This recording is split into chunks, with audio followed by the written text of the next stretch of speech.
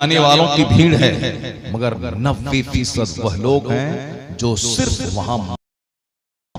एक बंदा नहीं कहता है कि मुझको तहज्जुद पढ़ने की कैफियत मिल जाए, मुझको दुनिया की चाहत मेरे सीने से मिट जाए, मुझको दुनिया का जाओ जलाल नहीं बल्कि मुझको जन्नत चाहिए, मुझको मदीने पाक की हाजिरी नसीब हो जाए, मैं दुनिया में कनात करना होगा। यही पैगाम अल्लाह के वलियों की कब्र से मिलता है, यही पैगाम अल्लाह वालों की कब्र से मिलता है, यही पैगाम इमाम हुसैन की शहादत से मिलता है, यही पैगाम सरकार गौसे आजम की ज़ुहद से मिलता है, यही पैगाम सरकार गरीब नवाज की दुर्वेशी से मिलता है, और यही पैगाम शेखुल इस्लाम वल मुस्लिमीन सरकार आला हजरत की जिंदगी से मिलता है। आला इतने बड़े ज़हीन थे, वो अपनी जहानत का सौदा करके अपने वक्त के बहुत बड़े रईस बन सकते थे। इतने बड़े अहले इल्म थे कि इल्म का इस्तेमाल कुर्बानी से मिलती है, ये बुलंदियां नींद कुर्बान करने से मिलती है, ज़बानी से मिलती है। हमने मुजाहिद मिल्लत को समझा, मुजाहिद थे अपने वक्त के, वो चाहते रोजाना 5 कलर की पगड़ियां बदल सकते थे, पगड़ी होती और जिस कलर की लुंगी होती, तो जिस कलर की पगड़ी होती वो तो न पैदा हुए थे, वो शहजादा थे, शहजादे को भी कहा जाता है, लेकिन हकीकत में शहजादा हुजूर मुजाहिद मिल्लत तो शहजादा थे, लेकिन कोई उनसे दीन सीख ले कि में गरीबी कैसे होती है जो मुजाहिद मिल्लत ने मुस्तफा की हदीस पढ़ी थी। हुजूर ने कहा था इन्नल बसाज़त मिनल ईमान, सादगी ईमान का हिस्सा है। अगर खुश रहना हो तो सादा रहो, अगर बाल बच्चे की शादी में सादगी से रहोगे उस शादी में अल्लाह बरकतें अता कर देगा। 50 करोड़ की शादी 3 महीने के बाद टूट जा रही है, 10 लाख की शादी 10 दिन के बाद टूट जाती है। साहब 50 करोड़ की शादी 50 दिन तक नहीं चल पाती है, लेकिन जो पुराने कपड़े में मस्जिद में शादी हुई 90 साल हो गए मगर शादी नहीं टूटी, 90 साल हो गए बूढ़ा बूढ़ी की मोहब्बत कम नहीं हुई। यहाँ तो 10 दिन के बाद शादियां टूट रही हैं। जो महंगी शादी हो वह टूट जाती है, जो सिंपल शादी हो अल्लाह उसमें बरकतें अता करते हैं। इन्नल बसाज़त मिनल ईमान, सादगी ईमान का हिस्सा है। अगर मेरे पास पैसे नहीं हैं, मैं कमजोर कपड़ा पहनता हूं, ये मेरी मजबूरी है। अगर मेरे पास पैसे नहीं हैं, मैं शानदार घर नहीं बना पाया, ये मेरी मजबूरी है। अगर मेरे पास पैसे नहीं हैं, मैं राडो घड़ी नहीं खरीद पाया, यह मेरी मजबूरी है। मगर जिसके पास 50 लाख रुपए हो वो अगर 50 रुपए की घड़ी पहनता हो, यह मजबूरी नहीं, ये मुस्तफा की सुन्नतों पे अमल है। जिसके पास पैसों का अंबार हो वो अगर सिंपल घर में रहता हो, यह मजबूरी और पुखालत नहीं, ये मुस्तफा की सुन्नतों पे एक चलने की एक जबरदस्त अदा है। ये सीखे कोई मुजाहिद मिल्लत से कि दौलतों के अंबार में रह के सिंपल रहना कैसा होता है, सादी जिंदगी गुजारना कैसा होता है। इसलिए मुजाहिद मिल्लत ने बता दिया कि मेरी सादगी में मजबूरी का हाथ नहीं है, मेरी सादगी में मुस्तफा की सुन्नतों का हाथ है। जो मुस्तफा की सुन्नतों पे अमल किया, यहाँ तक के नवाबों के बेटे मर गए, पड़ोस के लोग नहीं जानते हैं। जो जेवरात पहनते थे, सोने का गहना पहनते थे, सोने की घड़ियां पहनते थे, उसको पड़ोसी नहीं जान पाया। लेकिन जो सिंपल लुंगी पहनते थे, जो सिंपल कुर्ता पहनते थे, जो सिंपल टोपी पहनते थे, जो सिंपल सा अमामा बांधते थे, उस मुजाहिद मिल्लत को आज अमेरिका जान रहा है, आज अरब जान रहा है, आज अजम जान रहा है, आज सारी दुनिया जान रही है। उड़ीसा के इन मच्छरों के प्रदेश में पैदा होने वाला मुजाहिद आज उत्तर प्रदेश के लोगों के दिलों पे राज कर रहा है। उड़ीसा के इस देहात में पैदा होने वाला आज महानगर बंबई के लोगों पे राज कर रहा है। ये राज दौलतों की वजह से नहीं है, ये राज दीन की खिदमतों की वजह से है, ये सादगी की वजह से है, ये हुजूर की सुन्नतों पे अमल की वजह से है। चूंकि मुजाहिद मिल्लत ने अपना मॉडल किसी नवाब को नहीं बनाया था, अपना मॉडल किसी सेठ को नहीं नहीं बनाया था, अपना मॉडल किसी एक्टर को नहीं बनाया था। मुजाहिद मिल्लत ने अपना मॉडल इमाम अहमद रजा खां को बनाया था। रजा को मॉडल बनाया, रजा के किरदार की नकल की, तो जहां जहां अभी रजा है वहां वहां हबीबुर रहमान की जलवागिरी हो रही। नारे तकबीर, नारे रिसालत, फैज़ाने आला हज़रत सरकार हुजूर मुजाहिदे मिल्लत शहंशाहे खिताब। ये बातें कहकर मैं सिर्फ नारा लगवाना नहीं चाहता हूँ, मैं सिर्फ ये कहना चाहता हूँ कि अगर मुजाहिद मिल्लत का जो हकीकी आशिक है वो ऐश नहीं करेगा, वो सिंपल सादा जीवन गुजारेगा, वह दौलतों के नहीं मिलने पर जहर नहीं खाएगा, बल्कि वो दौलतों के नहीं मिलने पे सब्र करेगा, वह सब्र और तहम्मुल से काम लेगा। इतना जान लीजिए कि सच्चा सुकून और चैन दौलतों के अंबार में नहीं है, सच्चा सुकून तो सादगी में है, सच्चा सुकून तो बज़ाज़त में है, सच्चा सुकून तो बुजुर्गाने दीन के कैरेक्टर की पैरवी में है, सच्चा सुकून तो वहां है जहां फितरत के जलवे हैं, सच्चा सुकून वहां है जहां अल्लाह रसूल के कानून पर अमल है। वरना नहीं तो बंबई का एक्टर जहर क्यों खा के मरता जिसके पास खरबों की दौलत है, वरना नहीं दिल्ली का IAS ऑफिसर अपने घर में फांसी के फंदे पे क्यों लटकता जिनके पास करोड़ों के साहब धन दौलत जिसके पास मौजूद है। चार्ली चैपलिन जैसा आदमी ब्रिटिश फिल्म कॉमेडियन स्टार, उसको जहर खाने की क्या जरूरत थी? वो कहता है कि मेरा दिल चाहता मैं जहर खा लूं, मेरा दिल चाहता है कि मैं बारिश में खूब जी भर के रोऊं और कोई मेरे आंसू को देख नहीं पाए।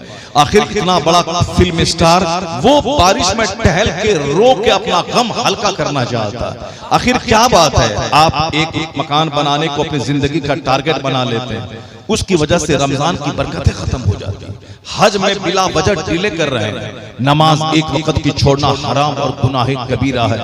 नमाज फर्ज हुई थी 15 साल की उम्र में, अभी आपकी उम्र 50 साल हो गई मगर ठीक से नमाज ही नहीं बन पाए। सच्चा नमाजी वो है 40 दिन के अंदर किसी की कोई नमाज कज़ा न हो। सच्चा नमाजी वो है जो नमाज अपने घर में नफल पढ़े, फर्ज मस्जिद में अदा करे। सच्चा नमाजी वो है जो बेटे के जनाजे की मौजूदगी में नमाज अदा करे। सच्चा नमाजी वो है जो बेटी की बारात आए तो खुशी में नमाज न छोड़े बल्कि बारात की मौजूदगी में नमाज अदा करे। सच्चा नमाजी वो है जो बीमार रहे तो भी नमाज पढ़े। सच्चा नमाजी वो है खुशहाल रहे अरबों में खेले तो भी नमाज न छोड़े।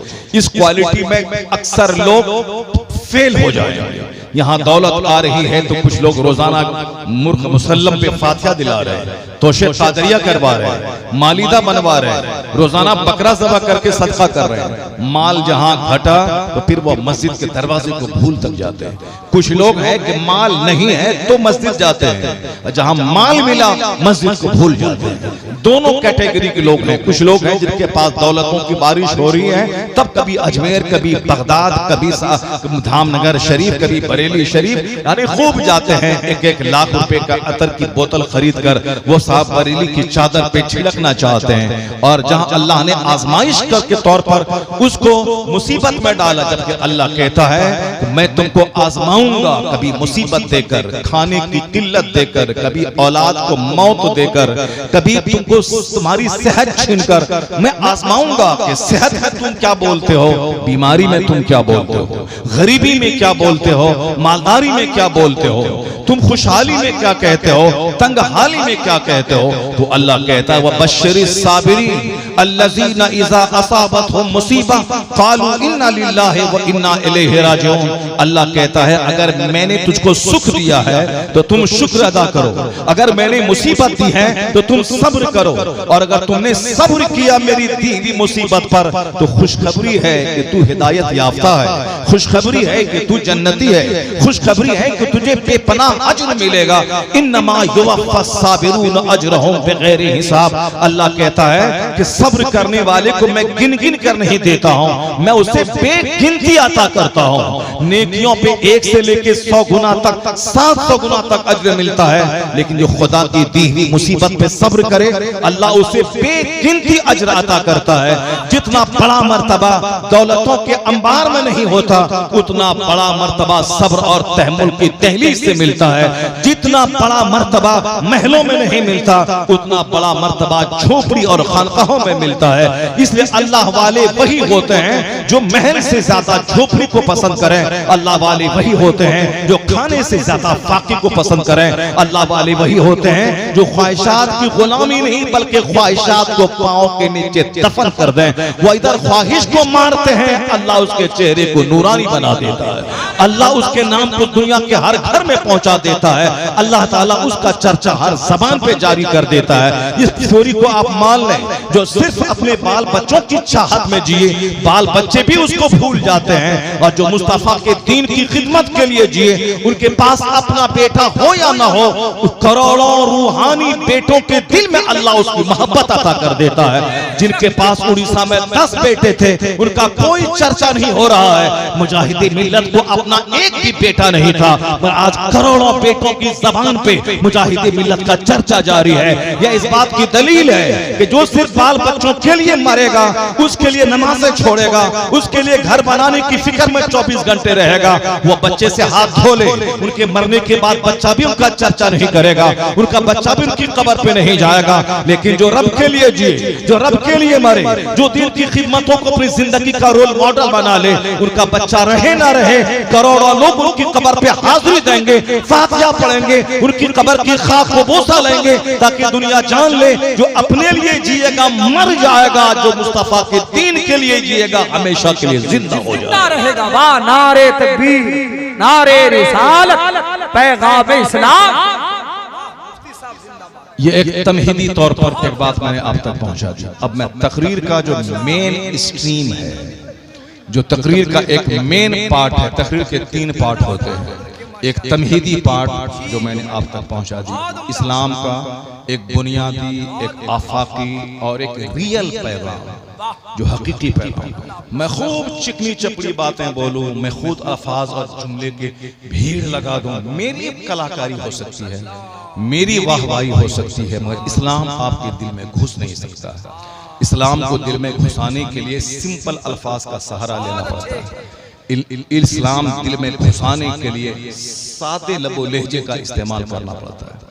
उसमें अगर लच्छेदार उर्दू बोलूं तो मेरी वाहवाही तो हो सकती है, इस्लाम की वाहवाही नहीं हो सकती। इस्लाम की वाहवाही उसी वक्त होगी जब एक बंदा अंदर से हिल जाए, उनकी आंखें आंसू बहाने लगे, वो सजदा करने वाला बन जाए, वो मुजाहिदे मिल्लत का हकीकी गुलाम बन जाए, तो समझ ले कि 50 करोड़ के महल बनाने से बेहतर है एक बंदे की तामीर कर दिया जाए, एक बंदे का दिल बदल दिया जाए। ये तमहीदी तौर पर मैंने इस्लाम का बुनियादी पैगाम आप तक पहुंचाया। हम लोग जो कुछ कर रहे हैं मालिदा के नाम पे, तोशा कादरिया के नाम पे, जो कुछ कर रहे हैं हम लोग, मजार पे जाके चादरों की पाड़ लगाकर, मजार पे 1 करोड़ का झूमर लगाकर, ये ऊपर का काम तो कर रहे हैं, मगर कब्र के अंदर में क्या हो रहा है कोई नहीं जानता।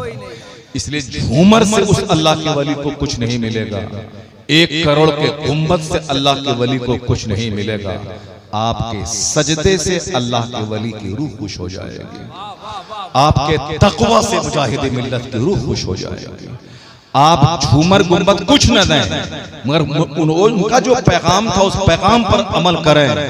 आप तोशे कादरिया करें कि मालिदा लगाएं कि या फिर लंगर बांटें, मगर गौसे आजम ने 25 साल जंगल के पत्तों को खा के जो अल्लाह की इबादत की है, उसकी रूह को मेरे मालिदा से खुशी नहीं होगी, मेरे लंगर से खुशी नहीं होगी। उनकी रूह को खुशी उसी वक्त होगी जब मैं मुस्तफा का सच्चा गुलाम बन जाऊंगा, जब मैं यहाँ से बरेली जाऊं एक सजदा नहीं छूटे, तब आला हजरत की रूह खुश होगी। जब मैं यहाँ से बगदाद जाऊं एक नमाज तर्क नहीं करूं, तब गौसे आजम की रूह खुश होगी। जब मैं यहाँ से अजमेर जाऊं नमाज के साथ जाऊं, तकवा के साथ जाऊं, तब कुछ नहीं मांगो, बगैर मांगे गरीब नवाज अता कर देंगे। कुछ पाने के लिए जुनून दिमाग में बसाना होगा, बड़ा बनने के लिए दिमाग में आपको 24 घंटे उसी बातों को रखना पड़ेगा। जब जन्नत की चाहत है तो 24 घंटे जन्नत की सोच रखनी होगी।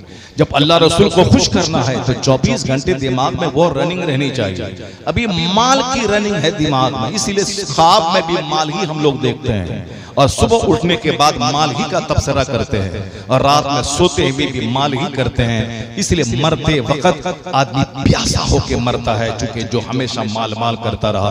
और अल्लाह वाला वो जंगल में भी रहे, अगर मौत का वक्त वहां आता है तो उसकी जबान पे फरिश्ता कलमा जारी कर देता है। क्यों? जो सुबह 100 बार कलमा पढ़ा, शाम 100 बार कलमा पढ़ा, दिन में जब तक मौका मिलता रहा कलमा पढ़ता रहा। तो अब अगर कलमा पढ़ाने वाला कोई ना मिले तो अल्लाह अपनी तरफ से एक फरिश्ता भेज देता है जो उनको कलमा पढ़ाता है। जो दिन भर माल माल करता रहा, जो दिन भर झूठ बोलता रहा, ये जो चाहता है कि मैं सजदे की हालत में मर जाऊं, नहीं होगा। ये जो चाहता है मैं कलमा पढ़ के मरूं, नहीं होगा। जैसी प्रैक्टिस होगी उसी हालत में मौत होगी। प्रैक्टिस झूठ बोलने की है तो मौत भी झूठ बोलते हुए आएगी। प्रैक्टिस तवाइफ के कोठे की है तो मौत भी वहीं आएगी। प्रैक्टिस सिर्फ मकान जमीन दुकान की है तो मौत भी हाय हाय करते हुए आएगी। लेकिन अगर प्रैक्टिस सजदे की है, तिलावत की है, इबादत की है, रियासत की है तो हालत सजदा में मौत आएगी, हालत ज़ुहर में मौत आएगी। वो कोठे पे नहीं मरेगा, मस्जिद के मुसल्ले पे मरेगा। वो गाने बजाने की महफिल में नहीं मरेगा, वो जलसागाह में मरकर मुस्तफा की शफाअत का हकदार हो जाएगा। सुभान अल्लाह, सुभान अल्लाह। इसलिए कम से कम अच्छी आक़िबत के लिए प्रैक्टिस करें। आप हमेशा ज़बान पे कलमा जारी रखें और जुनून अपने दिमाग में बसा ले, मुझको जन्नत जाना है। एक मिसाल मैं देता हूं, अभी 10 दिन पहले IAS का रिजल्ट निकला, UPSC का, जो हिंदुस्तान में सबसे बड़ा एग्जाम होता है। मैं कभी कभी तंज करते हुए कहता हूं कि भारत का प्रधानमंत्री हैं आप, कल इलेक्शन हार गए तो पवेलियन लौट के चले जाइए। 5 साल के बाद आप चले जाइए। बिहार के चीफ मिनिस्टर हैं आप, इलेक्शन जब तक जीते हैं, जब तक पार्टी के लोग चाह रहे हैं आप बने, इलेक्शन हार गए पवेलियन लौट के चले जाए। लेकिन एक डिस्ट्रिक्ट का जो डीएम होता है, वो डीएम एक डिस्ट्रिक्ट का मजिस्ट्रेट उस वक्त तक होता है जब तक कि वो रिटायर नहीं कर जाए। 30 साल तक, 35 साल तक हिंदुस्तान का क्रीम जॉब है डीएम बनना, डिस्ट्रिक्ट मजिस्ट्रेट बनना। वो कौन बनता है? जो UPSC क्रैक करता है, IAS ऑफिसर बनता है। बहुत हार्ड और टफ एग्जाम है, अपने आप को लूटा देना पड़ता है उसके लिए। 10 घंटे से लेकर 18 घंटे तक स्टडी करनी पड़ती है। अचानक कोई जीत नहीं जाता है कि कोई गेम हो अचानक जीत ले, जुआ है जो अचानक इसके हिस्से में आ गया, नहीं नहीं, वो अचानक नहीं आता, उसके लिए मेहनत करनी पड़ती है। अभी 10 दिन पहले रिजल्ट निकला, बनारस में एक हिंदू फैमिली का लड़का 22 साल की उम्र में कानपुर में वो IAS ऑफिसर बन गया, सिर्फ 22 साल का। हमारे लाखों बच्चे हैं जो 35 साल के हो गए, 5-5 बार IAS में बैठे, मगर कभी PT कंप्लीट किया तो मेंस में फेल हो गया, कभी मेंस फेल किया तो इंटरव्यू में छट गया। अब 35 साल उम्र हो गई, 5-6 बार बैठ गया, हिम्मत हार करके वो फिर कोई दूसरा कारोबार करने लगता है। ये फर्स्ट अटेम्प्ट, पहली कोशिश में 22 साल का लड़का IAS ऑफिसर बन गया। पहले अचानक नहीं होगा। जब इंटरव्यू लेने के लिए उसके पास सैकड़ों एंकर पहुंचे तो उसकी मां से पूछा गया कि आखिर आपका बेटा प्रथम करता क्या था, वो ऑफिसर कैसे बन गया, UPSC क्रैक कैसे किया। या तो 1 करोड़ बच्चे तैयारी करते हैं, 10 लाख बच्चे एग्जाम में बैठते हैं, उसमें से सिर्फ 900 कुछ बच्चों को ही लिया जाना है। अब बताएं कितना हार्ड एग्जाम है। जरा सुनिए जो बात मैं आपसे कहना चाहता हूँ। मिसाल उसकी मैं दे रहा हूँ, मगर मैं कौम मुस्लिम के सारे जवानों से मुखातब हूँ जो बच्चे हमारे रात रात भर रील देखते हैं। मैं अभी एक जलसे से लौट रहा था, रात के 2:30 बजे एक छोकरा को देखा, वो बिस्तर पे उठ करके वो रील देख रहा है। बताइए, रात के 2:30 बजे वो रील देखने का टाइम है, मोबाइल चलाने का टाइम है। अभी एक मौलाना साहब ने मुझको फोन करके कहा कि हजरत, यहूदी लोग तो बड़ा जादूगर होता है, हमको लगता है कि मोबाइल को यहूदियों ने ही बनाया है, इसी मोबाइल में यहूदियों ने जादू कर दिया है। कहा, मैंने कहा कैसे जादू कर दिया है? कहा जो लोग सिनेमा देखते हैं, गाना देखते हैं, वो तो वो जाने, लेकिन जो लोग जैसे हम लोग सिनेमा नहीं देखते हैं, हम लोग गाने नहीं सुनते हैं, हम लोग फालतू की रील नहीं देखते हैं, मगर हम लोग सिर्फ खबरें सुनते हैं। वो मौलाना साहब कहने लगे, हम लोग सिर्फ खबरें सुनते हैं, लेकिन खबर देखते ही देखते 2 घंटे गुजर जाते हैं, पता नहीं चलता। साहब ये खबर, वो खबर, ये चैनल, वो चैनल, सिर्फ खबर, वो फालतू की रील नहीं है। कहा हजरत लगता है कि यहूदी ने जादू कर दिया है मोबाइल में। कहा हाँ, हुजूर मुहद्दिस कबीर से एक साहब ने कहा हजरत मोबाइल में कोई गंदी चीज हम लोग नहीं देखते हैं, सिर्फ अच्छी चीजें देखते हैं, फिर भी मोह भंग नहीं होता है, फिर भी ऐसा नहीं घबरा के चलो उसको ऑफ करके रख दें, आप अपना जिक्र करें, तिलावत करें, नहीं, जहां सलाम फेरे फट से मोबाइल, जलसे में फट से मोबाइल, स्टेज पर फट से मोबाइल, मस्जिद में फट से मोबाइल, जुमा के दिन जुमा खत्म फट से मोबाइल। ये कौन सा नशा है भाई? शराब का नशा तो होता है, मैंने जाना कि शराब पीने के बाद लोग अपना घर बेच डालते हैं, शराब पीने की वजह से लोग अपनी बीवी को दांव पे लगा देते हैं। मैं उस आदमी को जानता हूं, एक तरफ बीच में सड़क, इधर मेरी मस्जिद थी, सामने एक हिंदू का घर था, आज की वैल्यू में करोड़ों रुपए की वो प्रॉपर्टी थी, बिल्कुल मेन रोड पर जमीन, इधर मस्जिद उधर उसका घर बिल्कुल सामने। मैं उसको देखता था कि पूरी जमीन बेच दी उन्होंने सिर्फ शराब पीने की वजह से, अपना शहर छोड़ दिया, वो शहर से दूसरे शहर में चला गया, किराए के घर में रहने लगा, सिर्फ शराब, शराब का नशा ये तो मुझको मालूम है, लेकिन ये मोबाइल का नशा, कितने बच्चे जो IAS बनने वाले थे वो चपरासी बनने के लायक भी नहीं रहे, जो लोग बहुत बड़े आलिम बनने वाले थे 10-20 साल पढ़ने के बाद साहब एक जुमला अरबी आप नहीं बोल पाते हैं, तो उसे बेहतर था कि आप जाहिल रहते। आप ये 20 साल आपने बर्बाद कर दिया मदरसे में।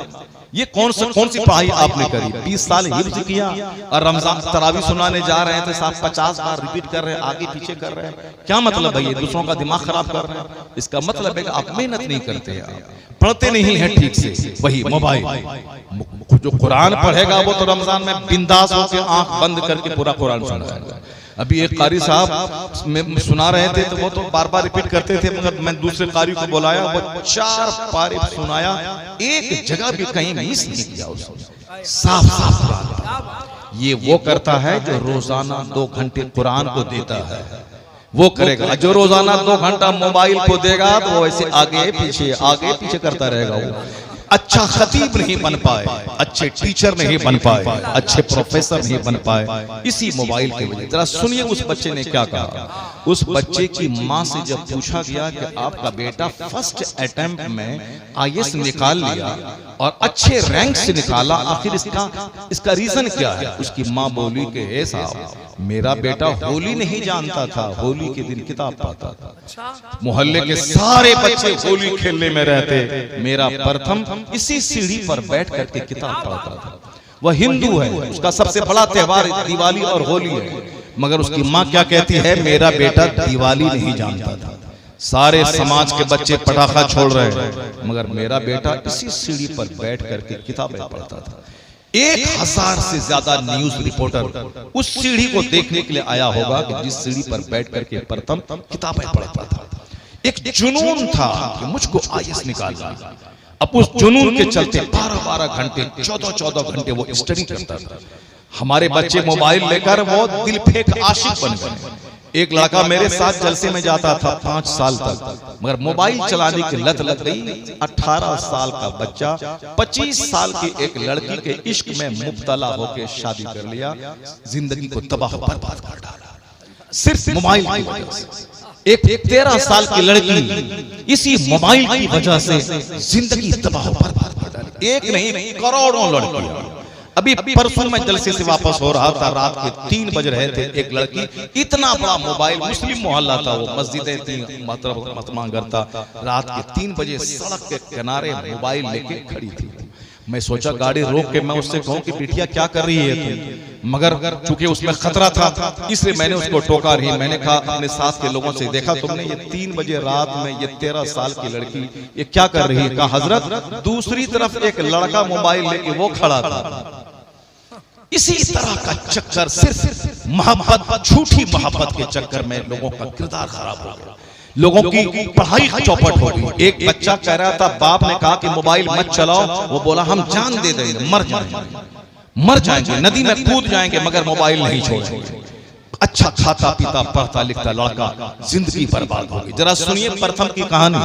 वो लड़का कहता है कि मैंने सेकंड हैंड स्मार्ट मोबाइल खरीदा था, वो 25,000 की किताबें जो मेरे बाप चूंकि गरीब हैं, जो मुझको खरीद के नहीं दे सकते थे, मैंने इंटरनेट से उस किताब को इसमें डाउनलोड करता था और मैं पढ़ता था। हमारे लाखों बच्चे रील देखकर बर्बाद हो गए, सेहत चौपट हो गई, नामर्द हो गए वो। क्योंकि जो गंदी तस्वीरें देखेगा वो नामर्द हो जाएगा, जो गंदी तस्वीरें देखेगा वो अपनी बीवी के काबिल नहीं रहेगा। अभी एक लड़की के बाप ने मुझसे कहा, हजरत पंचायती करके मेरा फैसला कर दीजिए, मेरी बेटी की शादी हुई, मेरा दामाद वो मेरी बेटी के पास नहीं रहता है, वो रात के वक्त में मदरसा में जाके सोता है। बताइए कि एक जवान लड़का जवान लड़की शादी के हिसाब भी 6 माह हुए हैं, यहाँ तो हम लोगों जैसा 56 और 60 साल का आदमी बगैर बीवी के नहीं रह पाता है, और ये बिल्कुल 18 साल का जवान ये अपनी बीवी को छोड़ के जाके मदरसे में जाके सोता है। क्या मतलब है? मुश्त सनी करके अपने आप को हिजड़ा और नामर्द बना लेता है। गंदी तस्वीरें देख देख कर अपनी जिंदगी तबाह बर्बाद कर डालता है। आप खाली जमीन और मकान खरीदने में पड़े हैं, अपने बच्चों की लाइफ बनाइए। अपने बच्चों को कहिए कि तुम 6 बजे शाम में कहां गए थे, तुमको मगरिब की नमाज यहाँ मेरे साथ अदा करनी है, आपको भी नमाज पढ़नी है, बच्चों को भी नमाज पढ़वानी है, और आपको भी 24 घंटे मोबाइल लेके नहीं बैठना है, वरना मोबाइल आप चलाएं और बेटे को बोले तुम मत चलाओ, ऐसा कभी नहीं होगा। तुम खैनी खाएं और बोले मेरा बेटा नहीं खाएगा, कभी नहीं ऐसा हो सकता है। क्योंकि आपकी बोली से ज्यादा बच्चा आपके कैरेक्टर की नकल करता है कि आप कर क्या रहे हैं, आप बोलते क्या है, करते क्या है। तो बच्चा आपकी बोली को कम देखता है, आपके कैरेक्टर को ज्यादा देखता है। इसलिए अपने बच्चों की तरबियत कीजिए, जमीन मकान कुछ मत दीजिए, मगर इंसान बना दीजिए, उसको मुस्तफा का गुलाम बना दीजिए, वरना ये बच्चे ज़िनाकार हो जाएंगे, शराबी हो जाएंगे, ये डकैत और चोर हो जाएंगे। जब एक हिंदू का बेटा होली दिवाली नहीं जाने, किताब जाने, वो आईएएस ऑफिसर बन जाए, अगर वही जुनून मेरे बेटों को चढ़ जाए, वो ना ईद के दिन हुल्लड़बाजी करे, ना बकरीद के दिन अपने दोस्तों के साथ खेले, ना बेगाने की शादी में अब्दुल्ला दीवाना हो जाए, बल्कि अपने सारा फोकस किताब पे डाले, सारा फोकस किताब से जो फुर्सत मिले सजदा करे। वो डीएम बाद में बनेगा, गुलाम मुस्तफा डीएम पहले बनेगा, क्योंकि उसके पास मेहनत है मगर मुस्तफा की अता नहीं है, उनके पास मेहनत है, खुदा की रहमत उसके पास नहीं है। खुदा की रहमतें मुसलमान के साथ खास है, मुस्तफा की रहमतें मुस्तफा गुलामों के साथ खास है। उनके पास मेहनत है तो कामयाबी हासिल कर रहा है, मेरे पास मुस्तफा की अता है, खुदा की मदद है, मगर मेहनत नहीं है। अगर मेहनत शामिल हो जाए, एक तरफ से मेहनत जाएगी, दूसरी तरफ से बुजुर्गों की दुआ के हाथ उठाएंगे, कामयाबी कदम चूमेगी, आसमान से जमीन पे उतर जाए। सुभान अल्लाह, नारे तकबीर, नारे रिसालत, पैगाम इस्लाम। सिर्फ दुआ मांगने से काम नहीं चलेगा, सिर्फ दुआ मांगने से काम नहीं चलेगा। पहले मेहनत, फिर बाद में दुआ। पहले खेत में हल चलाएं, दाना डालें, फिर उसके बाद दुआ करें। पहले आम का पेड़ लगाएं, फिर उसके बाद दुआ करें। अगर ऐसा नहीं हुआ, नहीं अल्लाह चाहेगा तो आसमान से सोने की बारिश हो जाएगी, अल्लाह चाहेगा तो सब हो जाएगा। मगर आप क्या चाहेंगे, आप क्या चाहेंगे? अल्लाह चाहेगा तो फरिश्ता नाजिल कर देगा जो मस्जिद बचा लेगा, मगर आप फिर क्या करेंगे?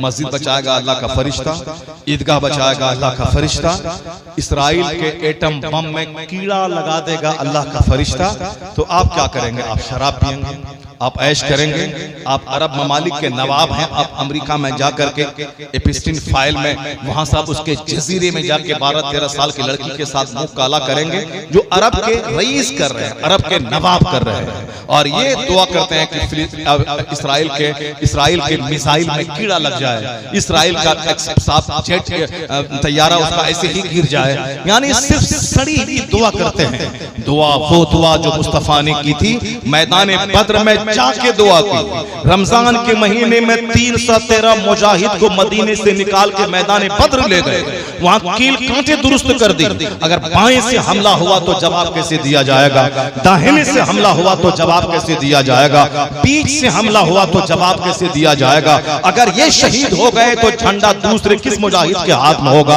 अगर वो भी शहीद हो गए तो इस्लाम का झंडा किसके हाथ में रहेगा।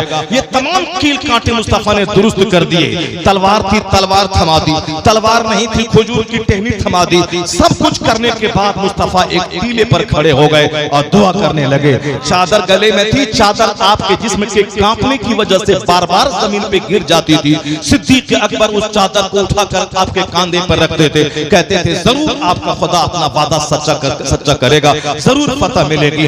हुजूर रो रहे हैं कब? तमाम कील कांटे दुरुस्त करने के बाद। हुजूर दुआ मदीने में भी कर सकते थे, लेकिन मैदान जंग में आके दुआ कर रहे हैं। अब हुजूर ने जाहिरी तदबीर की, अब खुदा से भीख मांगते हैं कि मुझको जो करना था कर दिया, अब तो मदद नाज़िल फरमा। फिर क्या है, खुदा की मदद जोश में आई, मुस्तफा की दुआ कबूल हुई। 313 थे, 5000 फरिश्तों की जमात आसमान से जमीन पे नाजिल हो गई। वह हजारों कुफार और मुशरिकीन की गाजर मूली की तरह काटे गए। मुजाहिद तलवार उठाते थे, उसकी गर्दन काटे, मगर पहले ही उसकी गर्दन कट जाती थी। ये कौन थे? ये जनाब जिब्राइल अमीन थे, उनके साथ 5000 फरिश्तों की जमात थी। पता ये चला कि घर में बैठ के दुआ नहीं होती है, दुआ मैदान जंग में जाके होती है। घर बगैर कुछ किए हुए दुआ नहीं होती है, सब कुछ करने के बाद दुआ होती है। सब कुछ करने के बाद मगरूर ना हो जाए, ये जाने 50% मेरा काम था, मैंने दाना डाला, मैंने हल जोता, मैंने दरख्त लगाया, मैंने 18 घंटे स्टडी की। ये 50%, बाकी 50% खुदा की अता है, बाकी 50% खुदा की रहमत है। यही दुनिया है, एक तरफ से तदबीर चले, एक तरफ से तकदीर गालिब आएगी, फिर क्या है उसकी तकदीर बदल जाएगी। खुद ही को कर बुलंद इतना कि हर तकदीर से पहले खुदा बंदे से खुद पूछे बता तेरी रजा क्या है। तेरी रजा क्या है? वाह वाह मुफ्ती साहब जिंदाबाद जिंदाबाद। मुसलमानों का एक बड़ा तबका है जो इस बुनियादी बात को समझ नहीं पाया। एक जलसे में उड़ीसा में गया, मैं 1.5 घंटे तक खिताब किया तबीयत खराब होने के बाद, जबकि अभी डॉक्टर कहते हैं कि सिर्फ आपको 20 मिनट बोलना है। मगर मैं भी रमजान की 27वीं शब को हैदराबाद में 3.25 घंटे मैंने खिताब किया। इस हालत में जबकि तबीयत खराब हो गई, 3.25 घंटे जो तंदुरुस्ती के आलम में नहीं बोला, वो इस बीमारी के आलम में। 12 बजे मैंने खिताब शुरू किया रात में, और ठीक 3:15 बजे मेरी तकरीर खत्म हुई, यानी 3.25 घंटे खिताब हुआ। तो दूसरा सेहतमंद 3.25 घंटे बोले तो सीना फट जाएगा उसका, लेकिन एक बीमार आदमी 3.25 घंटे बोले, इसको क्या समझ रहे हैं आप? ये मेरा अपना इसमें कुछ रोल नहीं है, मैं सिर्फ ये कह रहा हूं कि अगर आप अपनी ताकत पे घमंड करेंगे तो आपकी ताकत चूर चूर हो जाएगी। लेकिन अगर आप रूहानियत पर भरोसा करेंगे, अगर आप तकवा से काम लिया, कुरान हदीस आप बोलते रहे, तो ये रूहानी ताकत होगी जो आपके कमजोर जिस्म को बलवान बना देगी। जो झूठ बोलता है वह 5 बार पानी पीता है, और जो हक और सच बोलता है वह बोलता चला जाता है। रूहानी ताकत मिलती चली जाती। तो आप रूहानी ताकत हासिल करें। वो ताकत सिर्फ सेब संतरा खाने से नहीं मिलेगी, वो ताकत मिलेगी कुरान की तिलावत से, वो ताकत मिलेगी नफल सजदों से, वो ताकत मिलेगी अल्लाह वालों से सच्ची मोहब्बत करने से। मोहब्बत का ये मतलब है कि चादर चढ़ा दें, धागा बांध दें, तवाफ कर दें, कब्र चूम लें, नहीं। मतलब 4 हाथ दूरी पे रहिए, न कब्र को हाथ लगाइए, न सजदा करना हराम है, कब्र का तवाफ करना हराम है। बिला वजह की चादरों की पाड़ लगाना ये साहब गैर जरूरी काम है। आला हजरत ने कहा एक चादर पड़ी रहे जब तक वह पुरानी न हो जाए, दूसरी चादर न चढ़ाई जाए, बिला वजह का काम न किया जाए। असल काम है 4 हाथ दूरी पे रहें। कुरान पाक में से जो याद है पढ़ के उसकी रूह को सवाब पहुंचाएं, उनके वसीले से अपने लिए दुआ करें, फिर उल्टे पांव वहां से पलट जाएं। यहाँ लोग कब्र को दबा रहे हैं, चादर को चूम रहे हैं, मजार का चक्कर लगा रहे हैं, कब्र को सजदा कर रहे हैं, बगैर चूमे इसको सुकून नहीं मिल रहा है। यानी शरीयत की मुखालफत करे तब इनके दिल को सुकून मिल रहा है। आला हजरत फाज़िल बरेलवी कहते हैं 4 हाथ दूरी पे रहना ये डिसिप्लिन है, ये अदब है। बुजुर्गान दीन की नजर तुम्हारे दिल पे होती है, उस तरफ मत खड़े हो इसको, वरना अपना सर टेढ़ा करके देखना पड़ेगा। उसके मवाजे शरीफ में खड़ा हो जा, वो अपनी कब्र में जिंदा है, वो तेरे अहवाल से बाखबर है, इसलिए डिसिप्लिन के साथ रहा। हम लोग सिर्फ जाहिर को लेके बैठ गए, सिर्फ बातिन पे हमारी तवज्जो नहीं है। रूहानी ताकत तकवा से मिलती है, सजदों से मिलती है, इबादत से मिलती है, रियासत से मिलती है। सच्ची मोहब्बत का मतलब पैरवी, सच्ची मोहब्बत का मतलब उसकी अदाओं की नकल, सच्ची मोहब्बत का मतलब गुलामी है। अब जरा गौर से सुनिए, आका अलैहिस्सलाम ने जो अपने किरदार से बताया है कि तुम सजदा से पहले दुआ नहीं, सजदा करने के बाद दुआ करो, कुरान की तिलावत के बाद दुआ करो। अल्लाह के रसूल कहते हैं एक कौम आएगी जो कुरान पढ़ने के बाद लोगों से कहेगी पैसा लाओ, कुरान की तिलावत के बाद पैसा लाओ। इसलिए हुजूर कहते हैं तुम कुरान पढ़ने के बाद खुदा से सवाल कर, जो कुरान पढ़ के बंदों से सवाल करेगा उन जलीलों से तू बच जा। कुरान पढ़, खुदा से मांग, सजदे के बाद दुआ कबूल होती है, तिलावत के बाद दुआ कबूल होती है। एक घंटा वाज सुन,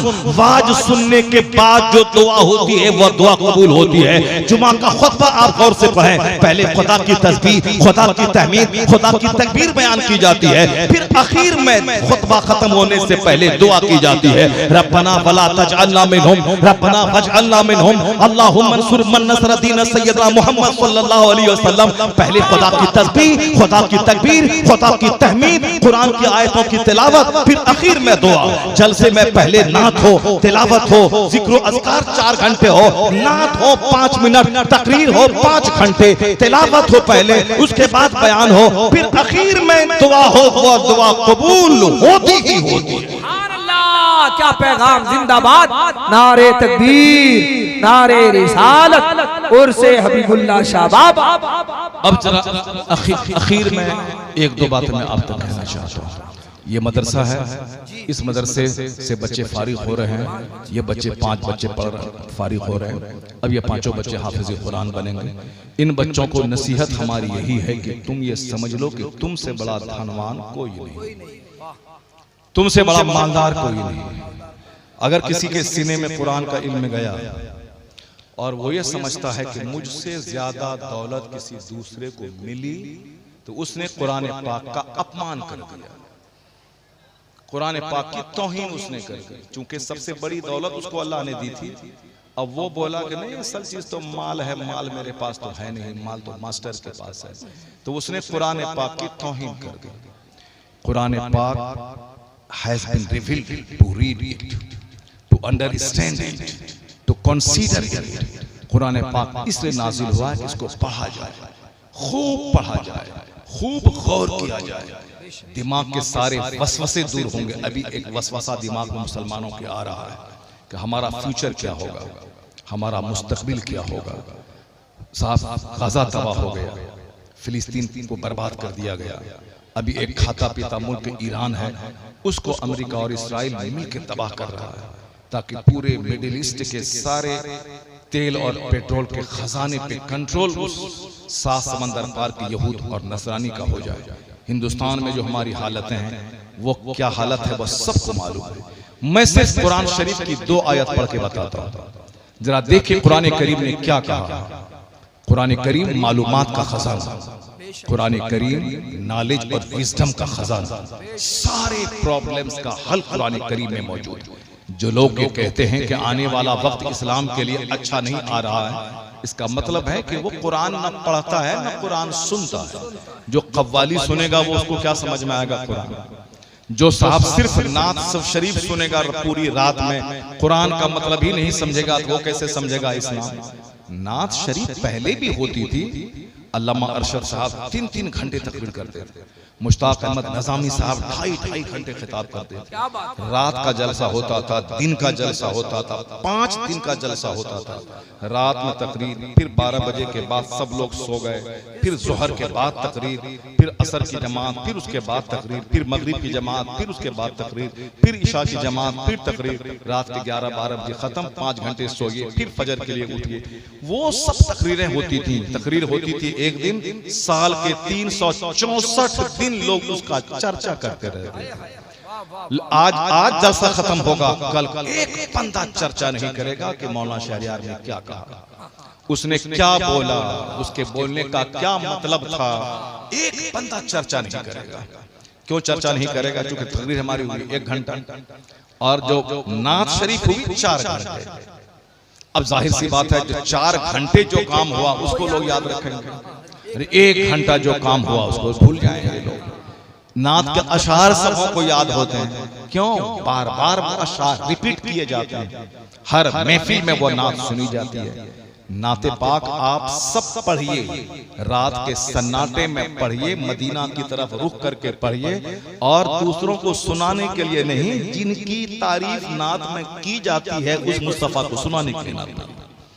आला हजरत रात के 2 बजे उठते थे, नात पढ़ते लिखते थे, मुस्तफा को नात सुनाते थे। नात पढ़ते पढ़ते वलियों के सरदार हो गए, और हम लोग नात पढ़ते पढ़ते बेनमाज हो गए। नात पढ़ते पढ़ते चेहरे का नूर खत्म हो गया। नात पढ़ते पढ़ते हम जोकर हो गए। नात पढ़ते पढ़ते जोकर हो गए। हमारे गांव में एक लड़का है, इतना झबरा की तरह बाल रखता है, बड़ा, खाली मिलाद शरीफ नात खोजता रहता है, नमाज के नाम पे जीरो, सिर्फ खोजता रहता है। कहाँ कौन बोले दावत है, मिलाद है, 5-10 लाखों की टीम है, हम तुमको बुलाएंगे, तुम हमको बुलाओ, वो हमको बुलाए, तुम हमको बुलाओ, बस बस बस बिल्कुल ऐसे घूमता रहता है। ये बताइए कि नात पढ़ते पढ़ते चेहरे का रंग बदल गया। सिर्फ वो नात को पढ़ता है, 2 पैसा मिल गया।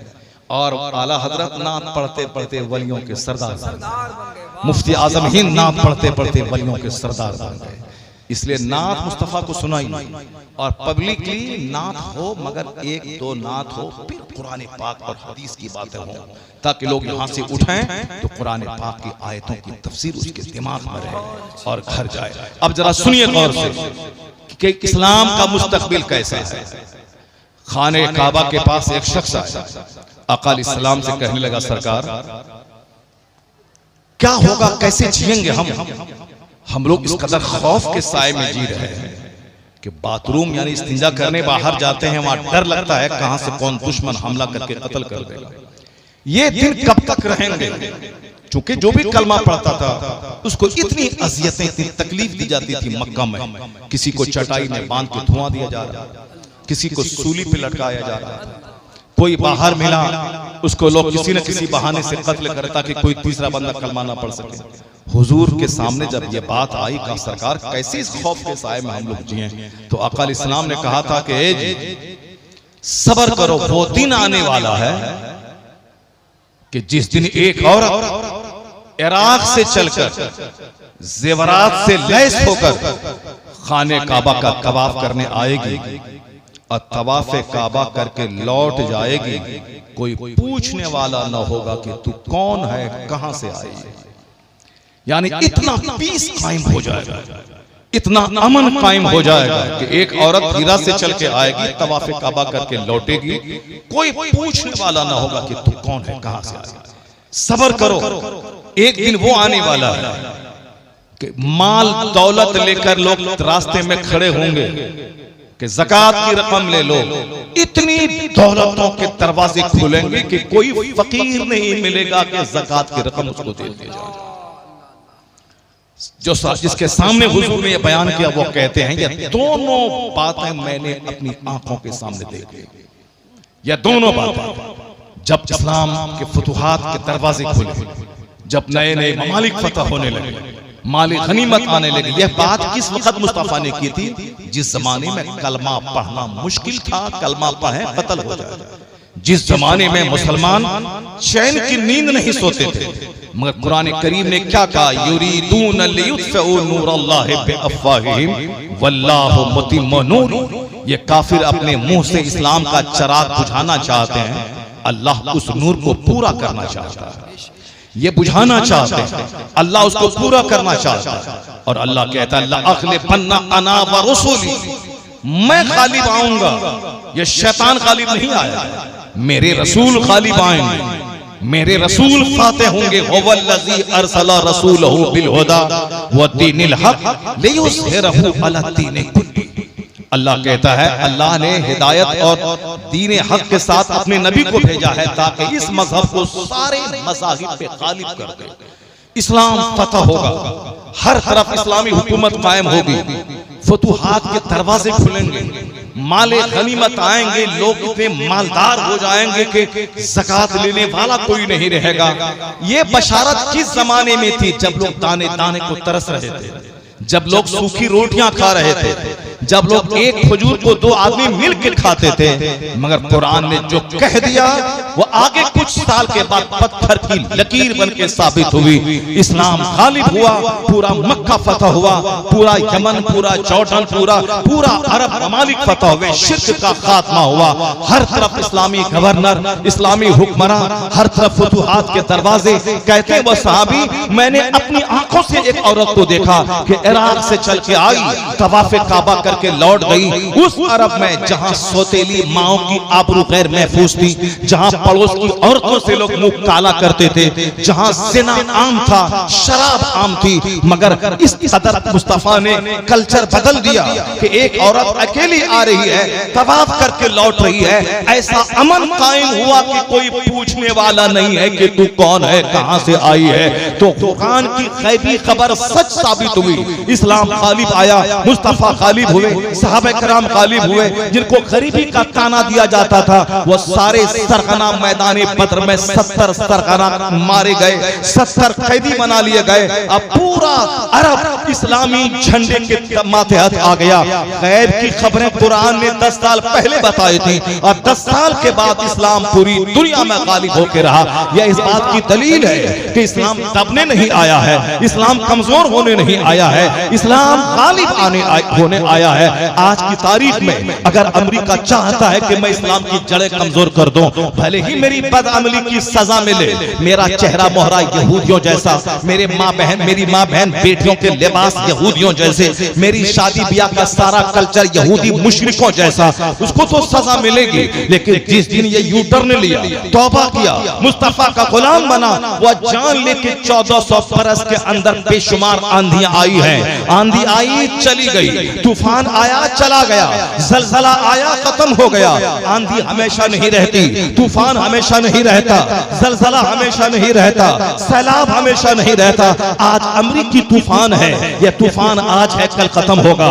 आज ये इस्राइली जलजला सैलाब है, आज है कल खत्म हो जाएगा। मेरी बदअमली की सजा मिलेगी और जिस दिन मैं तौबा किया उस दिन अल्लाह उसी काफिरों को कलमा पढ़वा के उससे दीन का काम लेगा।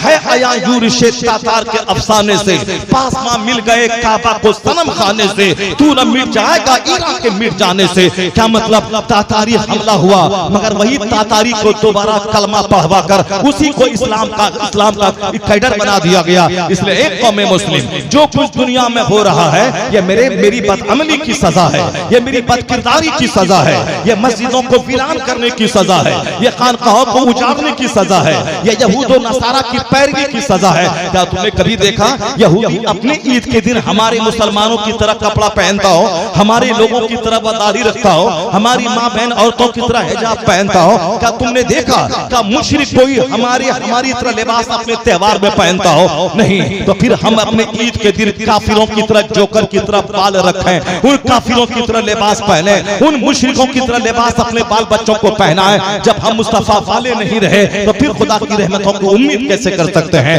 ये तमाम हालात बता रहे हैं कि ज़लज़ला हमेशा नहीं रहता, सैलाब नहीं रहता, सैलाब छटता है, फिर मौसम खुशगवार होता है। तुम बदल जाओ, सच्ची तौबा करो, नेक बनो, तेरी मस्जिद आबाद, मदरसा आबाद, खानका आबाद, जलसा आबाद। फिर याद रखना ये ज़लज़ला जुल्म का हटेगा, फिर इस्लाम मुस्कुराएगा।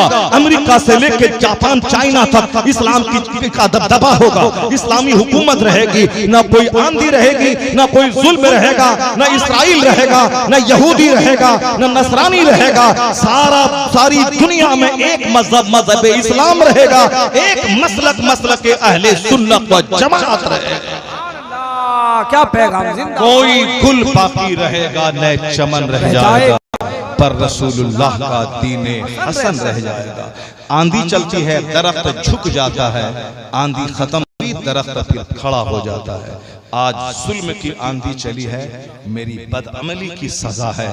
यहूद व नसारा मुसलमानों को आपस में तोड़कर कभी इसको मारता है, फिर उसको अपनी तरफ करके उसको मारता है, फिर उसको अपनी तरफ करके इसको मारता है। सारे लोग जान रहे हैं जब तक हम आपस में टूटे रहेंगे, मेरे पास मोहब्बतें नहीं रहेंगी, मेरे पास दीनदारी नहीं रहेगी। इसी तरह काफिर मुझको खिलौना और फुटबॉल बनाकर तमाशा करते रहेंगे। आज जरूरत है बकवास नहीं करने की, जरूरत है अपने अहवाल सुधारने की, अपने किरदार सजाने की जरूरत है। जरूरत है ज्यादा फोकस जलसे पे नहीं करने की, जरूरत है ज्यादा फोकस सजदे और नमाज पे करने की, जरूरत है ज्यादा फोकस अपने बाल बच्चों की तालीम पे करने की। सिर्फ मास्टर डॉक्टर नहीं, 5 घंटे स्कूल में पढ़े, आधा घंटा आलिम दीन की सोहबत में रहे, ताकि ईमान सलामत रहे, दीन सलामत रहे। और ऐसा नहीं कि सिर्फ मदरसे में रह करके सिर्फ कुरान पढ़ें और दुनियावी लज्जतों से अपना मोह भंग कर ले। नहीं, फजर से लेकर जोहर तक कोई नमाज फर्ज नहीं है। ये मुकम्मल 10 घंटे काम काज करने के लिए हैं, ताकि तुम दुनियावी काम काज करो, दुनिया में भी भिखारी न रहो। मर जाओ तो तीजा के दिन तेरे रिश्तेदार अब तेरे बच्चों को भीख देने के लिए जमा न हो जाएं, बल्कि खुद अपना आराम से अच्छा खाओ। अपने मरने से पहले बाल बच्चों के लिए कुछ छोड़ के जाओ। इस फजर से लेकर जोहर तक कोई नमाज फर्ज नहीं है। ये वक्त है काम करने का, ये वक्त है ईमानदारी से बिजनेस करने का, ये वक्त है स्कूल में जाके पढ़ाई लिखा करके गवर्नमेंट से नौकरी लड़के लेने का। मस्जिद जाओ ताकि जन्नत सलामत रहे, यूनिवर्सिटी जाओ ताकि दुनिया सलामत रहे, यहाँ भी खुशहाल रहो और मरने के बाद मुस्तफा की शफा से जन्नतुल फिरदौस में दाखिल हो जाओ। ये है इस्लाम की बुनियादी बातें। अल्लाह तबारक व तआला हमको और आपको और दुनिया के सारे मुसलमानों को दीन से जुड़े रहने की तौफीक अता फरमाए। जाहिर पे फोकस देने से ज्यादा बातिन को जगाने की तौफीक अता फरमाए। आका अलैहिस्सलाम से सच्ची मोहब्बत करते हुए जिंदगी के हर फील्ड में हुजूर की तालीमात को अपनी जिंदगी में नाफिज करने की तौफीक अता फरमाए। आमीन। व आखिरु दावाना अनिल हम्दुलिल्लाहि रब्बिल आलमीन।